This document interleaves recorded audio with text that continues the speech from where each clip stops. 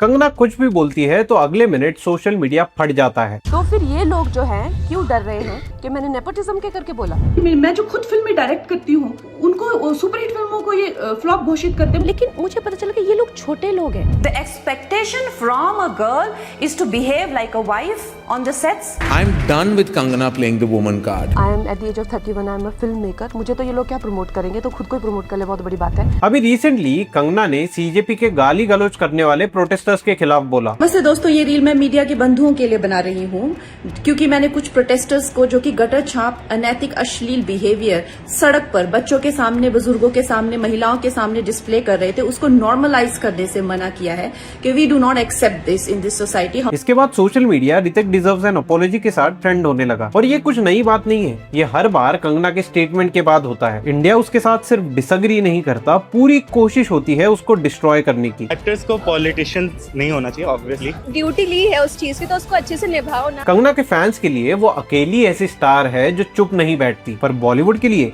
वो एक प्रॉब्लम है जो जाती ही नहीं। तो सवाल ये है कि हिमाचल के एक छोटे से गांव से आने वाली लड़की ने ऐसा क्या कर दिया कि पूरी इंडस्ट्री उसके खिलाफ हो गई। बॉलीवुड में अगर आप सक्सेसफुल होना चाहते हो तो यूजुअली दो रास्ते होते हैं, या तो आपका सरनेम काम आता है, कपूर, खान, बच्चन, या फिर कोई बैनर आपको लॉन्च करता है जैसे यशराज या धर्मा। कंगना के पास दोनों में से कुछ नहीं था, कोई गॉडफादर नहीं, कोई कैम्प नहीं, कोई लॉन्च पैड नहीं, सिर्फ एक चीज थी, talent. She is of course undoubtedly one of the finest talents that we have in the country. वो एक मिडिल क्लास राजपूत फैमिली में पैदा हुई, माँ स्कूल टीचर थी और फैमिली का सपना था कंगना डॉक्टर बने, पर केमिस्ट्री के एक टेस्ट में वो फेल हो गई और वहीं से उन्होंने डिसाइड कर लिया कि मेडिसिन वाला रास्ता अपने लिए नहीं है। 16 साल की उम्र में बिना फैमिली की परमिशन लिए कंगना दिल्ली भाग गई, अकेली, एक इतने बड़े शहर में बिना किसी बैकअप के। पहले उन्होंने मॉडलिंग ट्राई की, एलीट मॉडलिंग एजेंसी ज्वाइन कर ली, पर कुछ ही महीनों में उन्हें उस दुनिया से नफरत हो गई। फिर उन्होंने अरविंद गौर के अस्मिता थिएटर ग्रुप में ट्रेनिंग ली और इसके बाद फाइनली मुंबई आ गई।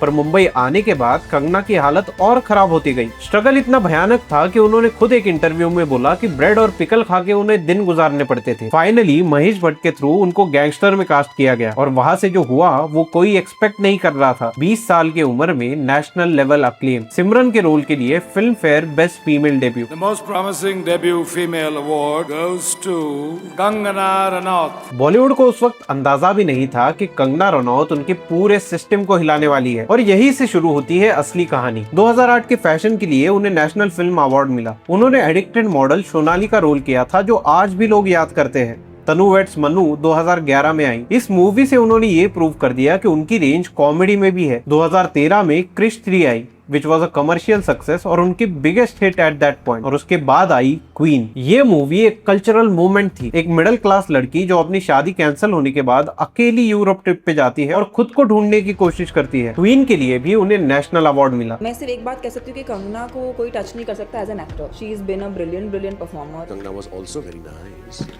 I have the greatest admiration for Kangana. फिर Tanu weds Manu returns, dual role, Tanu और दत्तो दोनों। ये पहली फीमेल लेड हिंदी फिल्म थी जिसने इंडिया में 100 करोड़ नेट क्रॉस किया। दत्तो का कैरेक्टर इतना पॉपुलर हुआ कि कई लोगों ने कहा कंगना ने खुद अपनी पहली परफॉर्मेंस को बीट कर दिया है। फिल्म बॉक्स ऑफिस पर ब्लॉकबस्टर बनी और कंगना को एक और नेशनल अवार्ड मिल गया और उसके साथ आया फिल्म फेयर क्रिटिक्स अवार्ड। अब पिक्चर बदल चुकी थी। कंगना अब सिर्फ सक्सेसफुल एक्ट्रेस नहीं थी, वो बॉलीवुड के फीमेल सुपरस्टार्स में आने लगी। और सबसे इंटरेस्टिंग बात ये है कि ये बिना किसी खान के सपोर्ट के हुआ, बिना किसी कपूर सरनेम के हुआ, बिना धर्मा प्रोडक्शंस के हुआ और बिना यशराज के रेगुलर लॉन्चेस के हुआ। वो अपने दम पर टॉप पर पहुंची थी और शायद इसी वजह से उनके अंदर एक अलग कॉन्फिडेंस था। अब वो सिर्फ फिल्म्स नहीं करना चाहती थी, वो इंडस्ट्री के रूल्स को भी चैलेंज कर रही थी। कंगना ओपनली पे पैरिटी की बात करने लगी। वो कहती थी कि एक्ट्रेस को सिर्फ हीरो की लव इंटरेस्ट बनाकर क्यों रखा जाता है। वो स्ट्रॉन्ग फीमेल कैरेक्टर्स डिमांड करने लगी। कई रोल्स उन्होंने रिजेक्ट कर दिए। शुरू में लोगों को लगा कि कंगना इंडस्ट्री में पॉजिटिव चेंज लाना चाहती है, लेकिन धीरे धीरे उनके इंटरव्यूज और भी एग्रेसिव होने लगे। अब वो जनरल बातें नहीं करती थी, वो ओपनली लोगों के नाम लेने लगी, फिल्म मेकर्स को ओपनली क्रिटिसाइज करने लगी और फाइनली आया वो मूवमेंट जो बॉलीवुड आज तक रिग्रेट करता है। 2017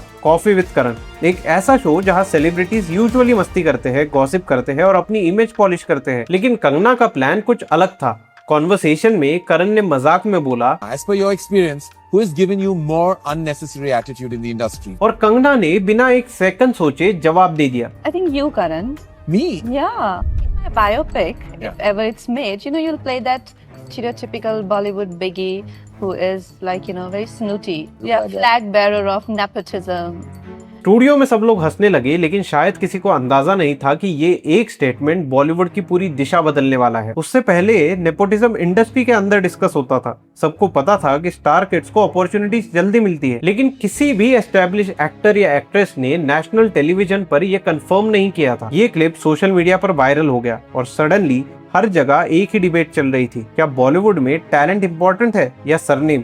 एक तरफ था बॉलीवुड एस्टैब्लिशमेंट और दूसरी तरफ खड़ी थी कंगना रनौत। और अगले कुछ सालों में ये तकरार पर्सनल भी होने वाली थी और पॉलिटिकल भी। कॉफी विद करण के बाद कंगना रनौत हेडलाइन बन गई। अब उनका हर इंटरव्यू वायरल होता था और हर स्टेटमेंट कंट्रोवर्सी बन जाता था। लेकिन इन सब कंट्रोवर्सीज के बीच एक ऐसी थी जिसने उनकी इमेज को डिफाइन कर दिया, ऋतिक रोशन। ये डिस्प्यूट बॉलीवुड के सबसे मेसी सेलिब्रिटी बैटल्स में से एक माना जाता है। एक इंटरव्यू में कंगना रनौत ने ऋतिक रोशन को सिली एक्स बोल दिया। इसके बाद जो हुआ वो सालों तक चलता रहा। ऋतिक ने रिलेशनशिप से कंप्लीटली इनकार किया। कंगना ने इंसिस्ट किया कि रिलेशनशिप था। I started to read the messages that she sent last night, which was from 4 a.m. in the night to 5 a.m. and they were all Hindi and they were all abusive.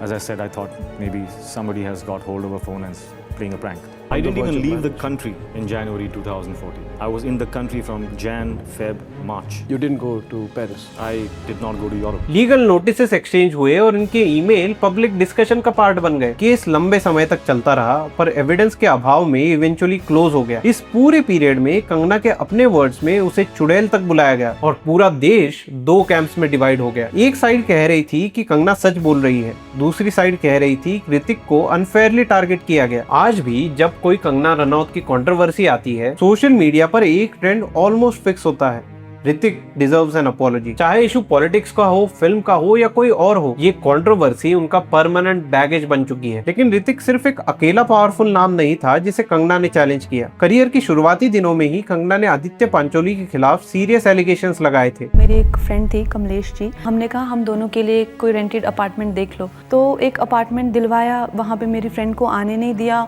और मुझे एकदम house arrest पे रख लिया। तो मैं उनकी wife को मिलने गई उनके घर पे। मैंने कहा ये ऐसे मुझे तंग करते हैं। तो वाइफ ने मुझे कहा कि देखो हम लोग बहुत खुश हैं हमारे घर में, क्योंकि जब घर पे होता है तो मेरे जो काम करने वाले हैं, जो यहाँ पे जो भी आता है उन पे हाथ उठाता है और हमारे घर में बहुत शांति का वातावरण है कि वो घर पे ना रहे, तो मैं तुम्हारी कोई हेल्प नहीं कर सकती। उन्होंने कहा कि जब वो मुंबई में स्ट्रगल कर रही थी तब रिलेशनशिप अब्यूजिव था। अब आए नहीं देखो, इंडस्ट्री में पावरफुल मर्द के अगेंस्ट जब भी कोई लड़की बोलती है उसे हमेशा अनस्टेबल, डिफिकल्ट या अटेंशन सीकर बुला दिया जाता है, कभी प्रॉपरली सुना नहीं जाता।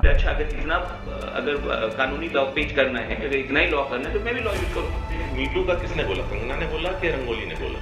मीटू नहीं, एक्चुअली मीटू तो me too is more like casting couch. अच्छा, दिस इज नॉट मीटू। हां, सो दिस इज व्हाट?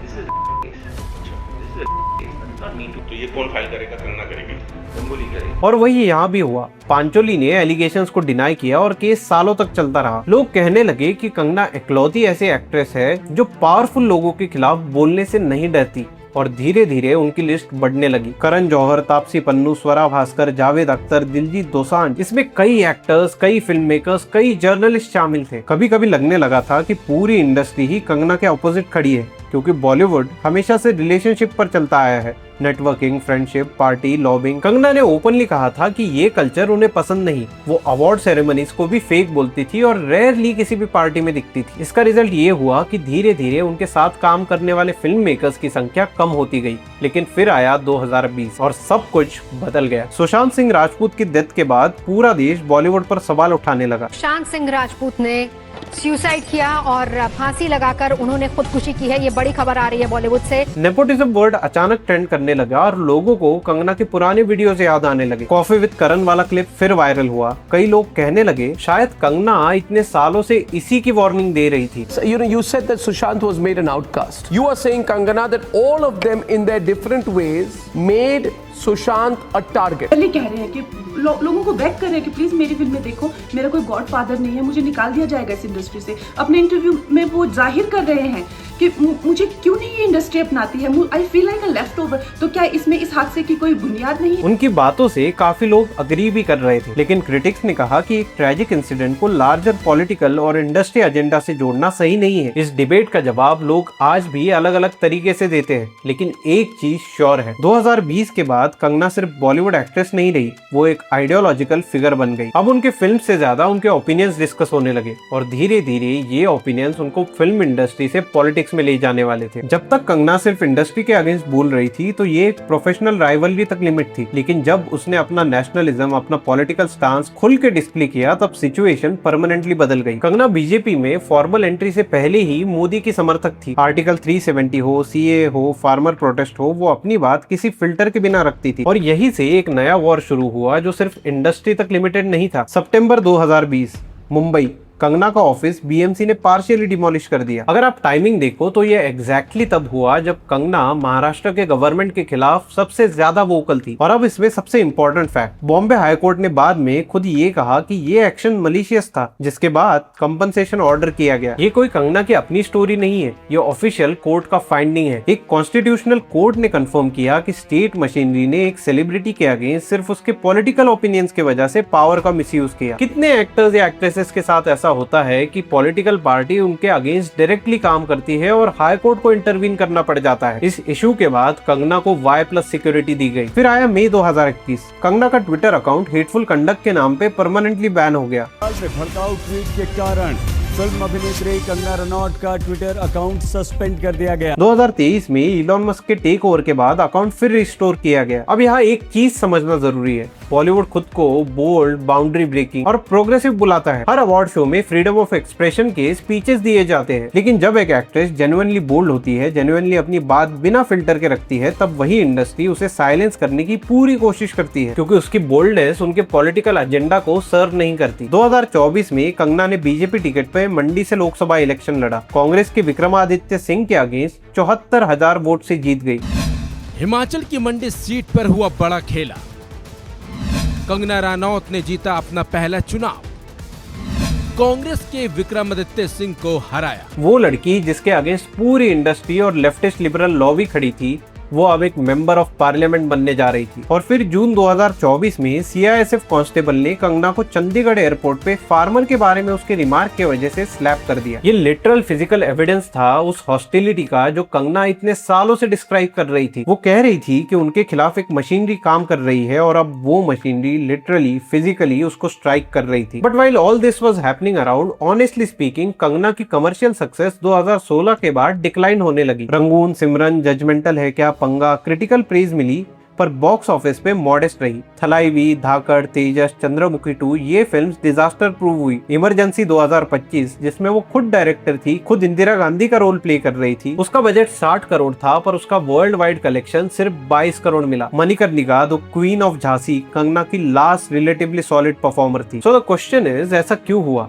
कुछ लोग कहेंगे कि स्क्रिप्ट वीक थी या मार्केटिंग ठीक से नहीं हुआ। ये सब फैक्टर्स वैलिड है, लेकिन एक फैक्टर है जिसे हम इग्नोर नहीं कर सकते। प्रोड्यूसर्स, डिस्ट्रीब्यूटर्स, ये लोग रिस्क अवर्स होते हैं। जब एक एक्ट्रेस इतनी पॉलिटिकली एक्सपोज हो जाती है, जब उसके हर फिल्म के साथ कंट्रोवर्सी जुड़ जाती है, तो बहुत से लोग उससे काम देने से कतराते हैं, सिर्फ इसीलिए कि उसकी कंट्रोवर्सी इनके बिजनेस को अफेक्ट ना हो। ये रिस्क मैनेजमेंट का इशू है और ये रिस्क उन्हीं लोगों ने क्रिएट किया है जिनका नाम लेके कंगना ने एक्सपोज किया। जिस इंडस्ट्री को उसने माफिया बुलाया, उसी इंडस्ट्री ने उसके लिए दरवाजे बंद करना शुरू कर दिए। चाहे वो डायरेक्ट बॉयकॉट हो या इनडायरेक्ट डिस्टेंसिंग, रिजल्ट सेम ही है। इसीलिए कंगना ने अपना खुद का रास्ता चुना। 2020 में मणिकर्णिका फिल्म स्टार्ट हुई, अपना प्रोडक्शन हाउस, अपना कंट्रोल। 2022 में उन्होंने लॉकअप होस्ट किया, एक नया प्लेटफॉर्म जहां उनको किसी बड़े बैनर की परमिशन की जरूरत नहीं थी। ये सब प्रूव करता है कि जब इंडस्ट्री से उन्हें सपोर्ट मिलना बंद हुआ तो कंगना रुकी नहीं, उन्होंने अपना इकोसिस्टम डेवलप किया। ये वो चीज है जो बहुत कम लोग कर पाते हैं और शायद यही बात मूवी माफियास को अनार करती है। एंड दैट्स व्हाई कंगना के अगेंस्ट कैंपेन चलाए जाते हैं। So the whole point of the story is, Bollywood को रिबेल्स पसंद है, लेकिन तब तक जब तक रिबेलियन बॉलीवुड के अपने खिलाफ ना हो। जरा कंगना की पूरी कहानी सोचो। जिसके पास कोई लॉन्च पैड नहीं, जिसके पास सरनेम नहीं, जिसके पास कॉन्टैक्ट्स नहीं, उसने अपने अकेले दम पर 4 नेशनल अवार्ड्स जीते। उसने इंडस्ट्री के सबसे पावरफुल प्रोड्यूसर के सामने उनके अपने शो पे नेपोटिज्म का नाम लिया और कभी अपोलोजाइज नहीं किया। कई लोग उनके खिलाफ खड़े थे पर फिर भी वो पार्लियामेंट तक पहुंची। बॉलीवुड उसको बॉयकॉट कर सकता है, ट्रेंड उनके खिलाफ जा सकता है, उन्हें डिफिकल्ट, डिल्यूजनल, डेंजरस बुला सकते हैं, लेकिन सच्चाई तो ये है कि 20 साल की अथक प्रयास के बाद भी इंडस्ट्री उन्हें डिस्ट्रॉय नहीं कर पाई। और आज भी कंगना कुछ बोलती है तो सिर्फ बॉलीवुड नहीं, पूरा देश रिएक्ट करता है। तो ये था आज का वीडियो गाइस। अगर आपको पसंद आया होगा तो लाइक, शेयर और सब्सक्राइब करना। अगर वीडियो ज्यादा पसंद आया होगा तो हाइप भी कर देना। मिलते हैं आपसे अगले वीडियो में, तब तक के लिए जय जय श्री राम।